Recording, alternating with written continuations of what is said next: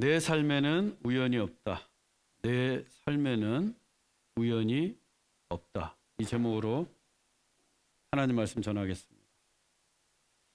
7년의 풍년이 지난 뒤에 7년의 흉년이 닥치자 요셉의 형들도 곡식을 사러 애굽에 왔고 애굽의 총리인 요셉에게 엎드려 절을 했습니다. 20년 만의 만남이었지만 요셉은 형들을 대번에 알아보았습니다. 하지만 형들은 총리가 된 요셉을 전혀 알아보지 못했습니다. 요셉도 형들을 모른 채 하면서 너희가 정탐꾼이 아니라면 막내 동생을 데려와 너희의 진실함을 보이라고 요구했습니다. 그리고 형들을 모두 옥에 집어넣었어요. 본문 17절입니다. 그들을 다 함께 3일을 가두었더라. 요셉은 형들을 3일 동안 감옥에 가두었습니다. 요셉은 왜 형들을 감옥에 가두었을까요? 그냥 막내 아우만 데려고 오라고 하면 될 텐데 굳이 형들을 감옥에 가둔 이유가 무엇일까요? 이 감옥에 갇혀본 적이 없는 사람은 그 감옥 안에서 무슨 일이 일어나는지 잘 모릅니다. 하지만 요셉은 감옥이 어떤 곳인지 너무도 잘 알고 있습니다. 수년 동안 감옥에 갇혀 있었기 때문입니다. 요셉은 감옥 안에서 자기 자신을 돌아볼 수 있었고 그 감옥 안에서 하나님을 의지하고 하나님을 소망하는 법을 배울 수 있었습니다. 그래서 형들도 그 캄캄한 감옥 안에서 지난 날들을 되돌아보며 무엇을 잘못했는지 깨닫게 되지 않을까 하는 마음으로 요셉이 형들을 감옥에 가두었던 것입니다. 우리에게도 감옥과 같은 상황이 닥칠 수 있습니다. 이 캄캄하고 깊은 수렁에 빠질 때가 있어요. 실패하고 낙심하고 두려움에 휩싸일 때도 있습니다. 마치 감옥에 갇힌 것처럼. 하지만 감옥은 하나님께서 한 인생을 새롭게 하시는 하나님의 공방입니다. 토기장이신 하나님이 우리를 새롭게 빚어가시는 곳이 감옥입니다. 사실 감옥에 갇히면 아무것도 할 수가 없습니다. 자유도 없고 누구의 도움도 구할 수가 없습니다. 또 빛이 없어서 볼 수도 없습니다. 그래서 결국 하나님을 붙들 수밖에 없는 곳이 감옥입니다. 감옥에 갇히면 하나님을 의지하게 됩니다. 그때 하나님께서 그 인생을 새롭게 빚어가십니다. 바울이 아직 사울이었을 때 그가 그리스도인들을 잡겠다고 다메섹으로 올라가던 중이었습니다. 갑자기 하늘에서 빛이 쏟아지는데 그 빛이 얼마나 강렬했던지 그의 두 눈이 멀었습니다. 그 기세등등했던 사울이 천하의 사울이 눈뜬 장님이 되었습니다. 사흘 동안이나. 그때 사울의 인생은 캄캄한 감옥에 갇힌 것과 같았습니다. 눈을 떠도 캄캄했고 그의 인생도 캄캄했습니다. 정말 모든 것이 끝장난 것만 같았습니다. 그래서 사울은 사흘 동안 먹지도 않았고 마시지도 않았습니다. 하긴 무슨 입맛이 있었겠어요. 당장 죽고 싶은 마음뿐이었을 겁니다. 그런데 그 사흘이 감옥과도 같았던 그 사흘이 죽고만 싶었던 그 사흘이 하나님께서 사울을 빚으시는 시간이었습니다. 토기장이신 하나님께서 그를 이방인을 위한 사도로 새롭게 빚어가는 시간이었습니다. 사흘이 지난 후에 사울은 다시 볼 수 있게 되었습니다. 그는 세례도 받았고 성령으로 충만하게 되었습니다. 그러자 사울이 즉시 다메섹에 있는 회당들을 돌면서 예수님은 하나님의 아들입니다 라고 전파합니다. 그 감옥과도 같았던 사흘이 박해자 사울을 전도자 바울이 회개했던 것입니다. 여러분, 우리도 감옥과 같은 처지에 갇힐 수 있다고 했습니다. 캄캄한 상황을 만날 수 있습니다. 그때 하나님을 바라보십시오. 우리를 빚어가시는 하나님의 손길을 신뢰하십시오. 그 연단의 시간을 통해서 우리를 새롭게 하실 하나님을 믿으십시오. 형들이 감옥에 갇힌 지 3일이 지났습니다. 요셉이 그들을 옥에서 꺼내어 집에 돌아가라고 합니다. 집에 양식을 가져가서 굶주림도 해결하고 막내 아우를 데리고 다시 오라고 합니다. 단 인질로 한 사람은 옥에 가두겠다고 합니다. 그러자 형들이 서로 의논을 합니다. 본문 21절입니다. 그들이 서로 말하되 우리가 아우의 일로 말미암아 범죄하였도다. 그가 우리에게 애걸할 때에 그 마음의 괴로움을 보고도 듣지 아니하였으므로 이 괴로움이 우리에게 임하도다. 그들이 감옥에서 보낸 시간은 과연 효과가 있었습니다. 3일 동안 감옥에 갇혔던 요셉의 형들이 확실히 달라졌어요. 그들은 감옥 안에서 스스로를 돌아보았고 지난날 무엇을 잘못했는지 분명히 깨닫게 되었습니다. 하나님은 그 캄캄한 감옥 안에서 형들의 잠들어 있던 양심을 깨우셨고 마음속 깊이 감추어둔 죄를 고백하게 하셨습니다. 우리가 아우의 일로 말미암아 범죄하였도다. 이 아우의 일은 다름 아닌 요셉을 노예로 팔았던 일입니다.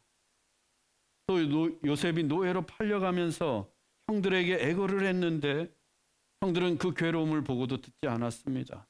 그들은 그 죄까지도 고백하고 있습니다. 이 대목은 정말 중요합니다. 이 창세기가 모두 50장으로 이루어져 있는데 이 창세기 50장이면 방대한 분량입니다. 그런데 그 창세기에서 내가 죄를 지었습니다. 내가 죄인입니다. 라고 고백하는 본문은 이곳이 유일하기 때문이에요. 아담과 하와는 선악과를 따먹고도 참여하지 않았습니다. 노아의 홍수 때도 그리고 바벨탑이 무너졌을 때도 회개하는 사람은 아무도 없었습니다. 소돔과 고모라의 유황불이 떨어질 때에도 사람들은 회개하지 않았습니다. 그런데 요셉의 형들이 지금 처음으로 회개하고 있습니다. 사실 형들은 베냐민만 데려오기만 하면 됩니다. 한 사람이 인질로 남는다고 해도 베냐민만 데리고 오면 정탐꾼의 오해가 풀릴 수 있습니다. 그러면 모든 문제가 해결이 됩니다. 그런데 그들은 이 문제와는 전혀 상관도 없는 요셉의 지난 일을 떠올리게 되었습니다. 자기들의 죄를 돌아보게 되었습니다. 정탐꾼의 문제와는 아무도 관련 없는 자기들의 죄를 고백합니다.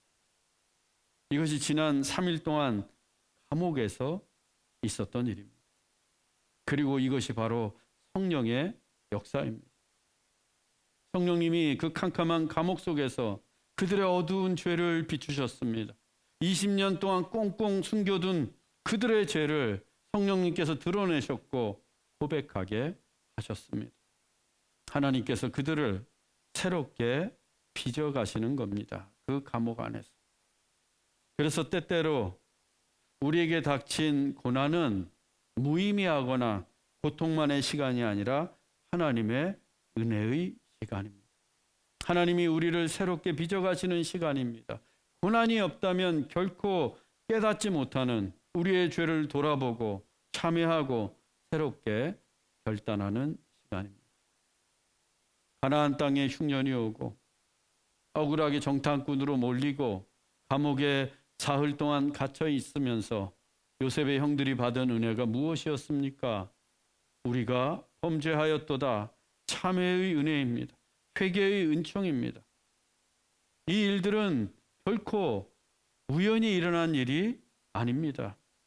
우연히 흉년이 온 것도 아니고 우연히 정탐꾼으로 몰린 것도 아니고 우연히 옥에 갇힌 것도 아닙니다. 이 모든 일에는 단 하나의 우연도 없습니다. 모든 것이 하나님의 필연입니다. 요셉의 형들을 새롭게 하시려는 하나님의 필연적인 섭리였습니다. 그래서 요셉의 형들도 이렇게 탄식했던 것입니다. 본문 28절입니다.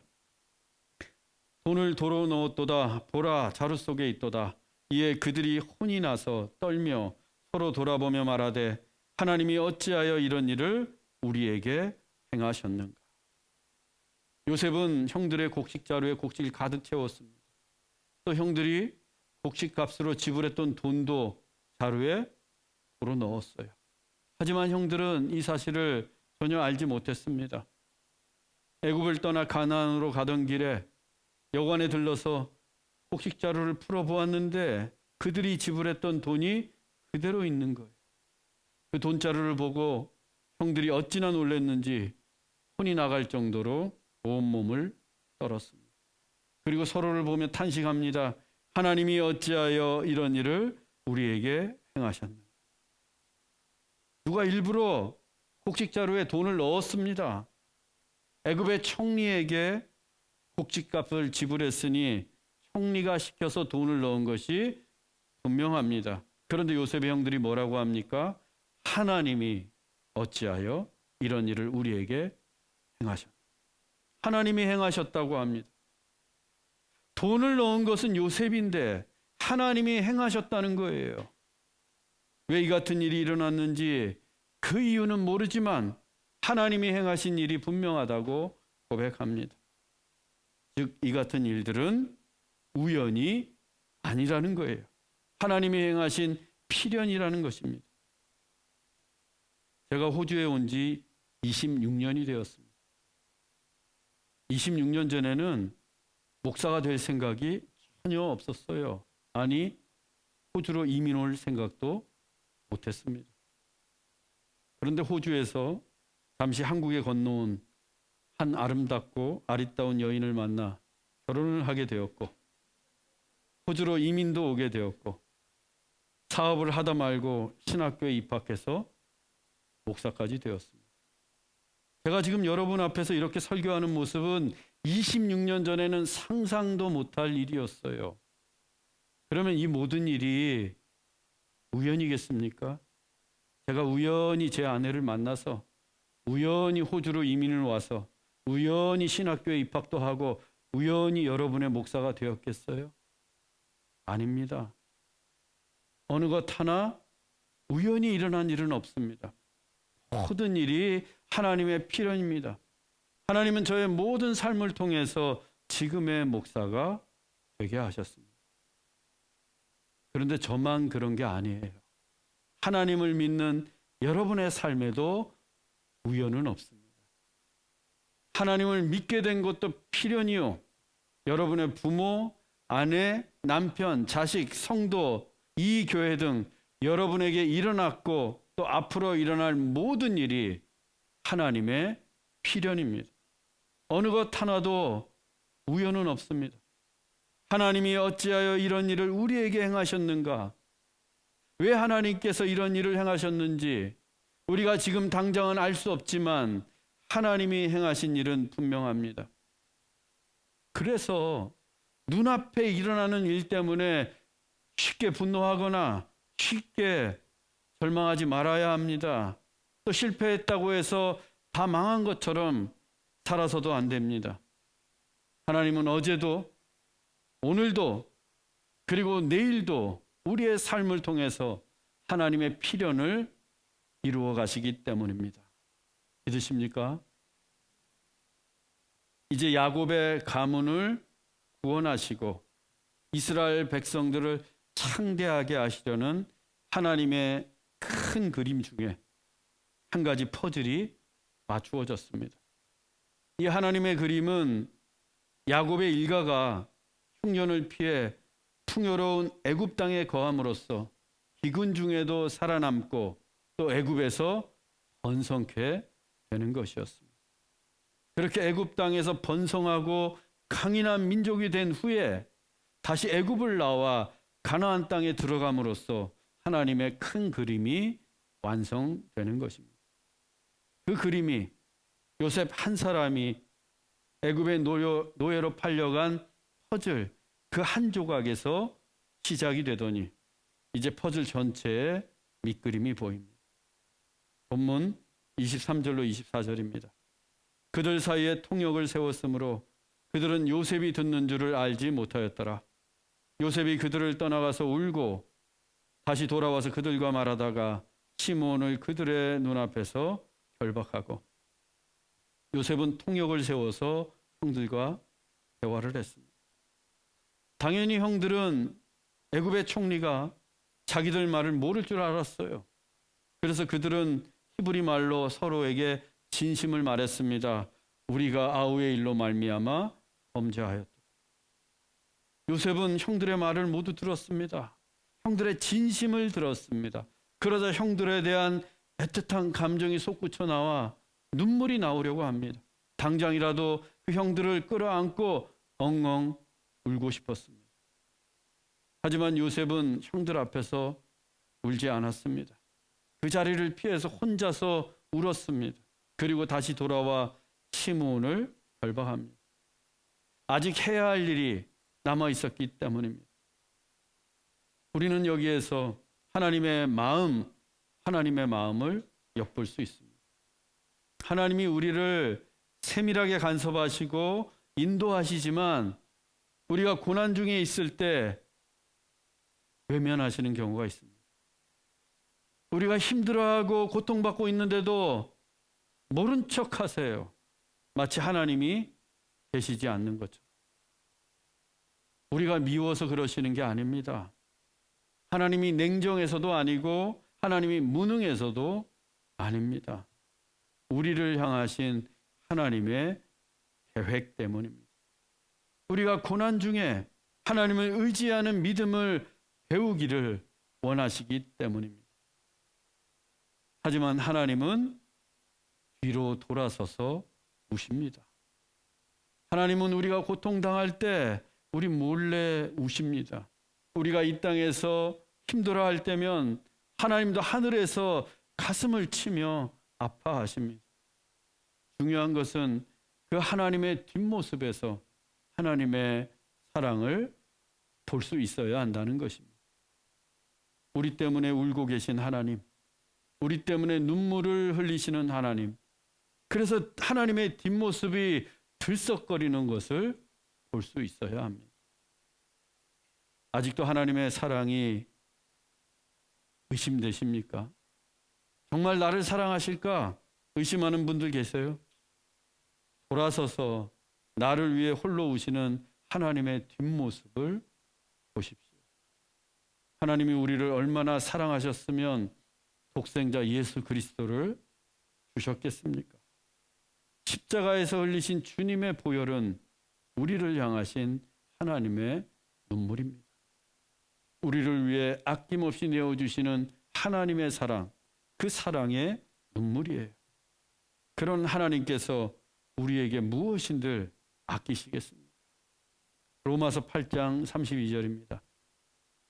자기 아들을 아끼지 아니하시고 우리 모든 사람을 위하여 내주신 이가 어찌 그 아들과 함께 모든 것을 우리에게 주시지 아니하겠느냐. 하나님은 독생자도 아낌없이 주셨는데 어찌 우리에게 모든 것을 주시지 않겠습니까? 하나님은 오늘도 우리에게 은혜를 주시고 축복하시려고 하늘의 창고를 열어두셨습니다. 지금 눈앞에서 일어나는 고난과 어려움은 잠시 잠깐뿐입니다. 하나님은 분명 우리에게 복을 내려주십니다. 그것이 하나님의 사랑이요 본심입니다. 사랑하는 형제자매 여러분, 우리의 삶에는 우연이 없습니다. 따라서 우리가 당하는 어려움과 고난은 하나님께서 우리를 새롭게 빚어가시는 시간입니다. 하나님은 분명 우리를 축복하시고 새롭게 하실 것입니다. 그 하나님의 사랑과 본심을 믿는 우리 모두가 되기를 주 예수 그리스도의 이름으로 축원합니다.